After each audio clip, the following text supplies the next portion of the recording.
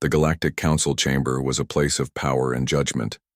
Its vaulted ceilings stretched high, painted with the stars of conquered systems. At its center, the elders of countless empires gathered. They were beings older than Earth's oceans, creatures who had ruled the stars for thousands of years, and they laughed. Humanity stood before them, small and fragile in their eyes. A single human envoy, pale under the harsh light, had come to speak for Earth. He was not draped in golden robes like the Kargathi, nor armored in living scales like the Zinth. He wore only a simple dark suit, his hands trembling slightly as he delivered Earth's plea. Give us recognition. Let Earth join the Council. Let us stand as equals among the stars. The request was met with mockery. Deep rumbling laughter from the insectoid hive queens, hissing amusement from the scaled Drakari. Even the cold machine voices of the synth collectives carried derision. You are children, one counselor spat. You are ants trying to stand among titans, said another. Your kind will burn the first time war touches you. The human envoy lowered his head. He did not argue further. He only whispered one phrase before leaving. We remember. The laughter spread beyond the council halls. Across the galaxy, humanity was mocked.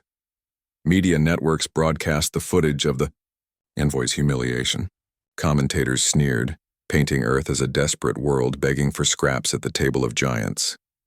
But beyond the mocking words, strange rumors began to circulate, whispers of strange human experiments in the void, of ships vanishing into folds, of space and returning changed, of reactors that hummed not with fusion, but with something no alien scientist could explain. The great empires dismissed it all as lies. Primitive myths, they said. Humans pretend to have power, they do. Not. But among the outcasts of the galaxy, among smugglers and wanderers who traveled far from the safe lanes, stories carried weight. They spoke of strange lights deep in uncharted regions of human space, of ships that appeared and vanished like ghosts, of patrols that never returned. The galaxy laughed still, but some began to wonder. It was inevitable. When the weak beg at the table, the strong test them. The Drakari Empire moved first. Their fleets descended upon Earth's outer colonies, sharp ships cutting through space like blades. They came not for conquest, but for sport, to remind humanity of its place. The first battles were slaughter. Human fleets were torn apart, stations burned, colonies screamed as the invaders descended. Across the galaxy, the Council watched and smiled. Humanity's humiliation was complete. The lesson would be short and brutal. But on Earth itself, deep under black oceans and hidden mountains, something stirred. The whispers had been true. The war had reached the Sol system. Drakari warships prowled near Mars, confident and unchallenged. They broadcast their mockery across human channels. Run, little mammals. Hide in your caves. We will crack your world like an egg. Then, the stars themselves seemed to bend. From the shadow of Saturn's rings, space tore open, not like a wormhole, not like any known drive, but as though reality itself folded away. Out of the wound drifted a shape. At first, the Drakari laughed again. It was a ship, yes, but nothing. Like their sleek war cruisers. It looked wrong. Angles that shifted as you stared. Hull plating that shimmered between colors. Vast structures that seemed to exist in two places at once. The dimensional warship. The humans called it Eternus. The Drakari fired first, eager to prove this strange vessel nothing more than human bluff. Their cannons unleashed storms of plasma, beams lancing across the void. But the Eternus did not dodge. It did not shield itself. The weapons passed through its hull, vanishing into nothing, as if space itself had betrayed their aim. Then the warship spoke. Its voice was not sound, but vibration carried across every frequency, every channel. Even the aliens watching from across the galaxy heard it in their bones. Humanity is not prey. A single ripple of light spread from the ship. It touched the Drakari fleet. In an instant, Ships crumbled, not destroyed, not burned, but simply erased as though they had never been. The survivors fled. For the first time in millennia, the galaxy's predators knew fear. News of the battle spread faster than light. The recordings were undeniable. The council gathered again, but this time the chamber was filled with unease. "This should not be possible," muttered the hive queens. "No species invents such power so young," whispered the synth collectives. "It is not invention," growled an ancient warlord.